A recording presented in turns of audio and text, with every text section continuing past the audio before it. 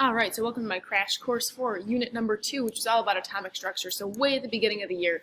I'm going to try and keep this video under 5 minutes, right, compact it, so it's just a really quick, short review. Not the best, right, not the most in detail. If you want that, go back and watch my older videos, but hopefully this is a good, all-encompassing little version of it. So unit 2 is all about atomic structure, right, if you look on the slide. So what is atomic structure? The definition of it is a positively charged nucleus and negatively charged electrons circling around it in the electron cloud. All right, so an example of atomic structure is what gives energy to atoms and then to molecules. So we have a positive center because it has protons and protons are positively charged. Neutrons are neutral, right? So it's overall positive. And then we have the electrons kind of swirling around in that electron cloud. And here's a good visual for that, right? A pretty stereotypical picture of an atom. So we have protons and neutrons in the middle, and that's where all the weight is, right? They weigh 1 atomic mass unit, which we'll talk about later. And then electrons really don't weigh anything. That's why they kind of whip around really quick around the nucleus in that, like I said, cloud. Or those electron shells. That's another way we kind of talked about them. So 3 subatomic particles, protons, neutrons, and electrons. Protons and neutrons, like I said, are in the middle.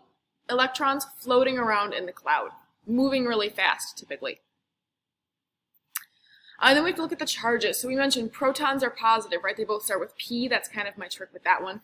Neutrons are neutral, so they have no charge. And then electrons are negative, right? So they have that minus charge.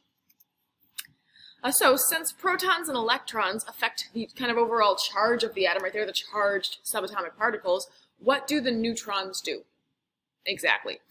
And really, the neutrons just determine the weight. So the atomic mass of an atom is just the weight of its protons plus its neutrons. So the two things in the center. And they each weigh 1 atomic mass unit, which makes it really easy, meaning I can just count the number of protons and neutrons, and that's going to be my mass, right? Not perfectly, but that's kind of an easy way to go about doing it. Electrons are so tiny, they don't weigh anything, so we don't need to count them when we're trying to figure out the mass.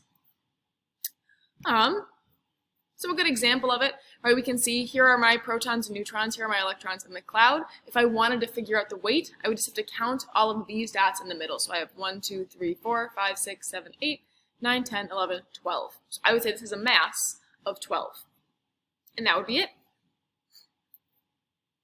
The other thing we want to take a look at, and I think I have some time for in this video, is the periodic table, right? So how the boxes are set up for each of these elements so we can know the number of protons and neutrons and know the number of electrons just right away, right? So you've seen this periodic table quite a bit. We're going to zoom in a little bit on like one specific element, which in this case is carbon.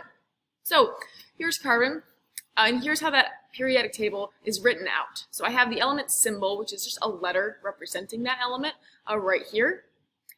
I have its atomic mass on top, or sorry, not its atomic mass, its atomic number on top, and its atomic mass on bottom. So this number down here is the number of protons and neutrons. This number up here is just the number of protons. And that was majority of Unit 1. Next video I'll do will be all about Bohr models.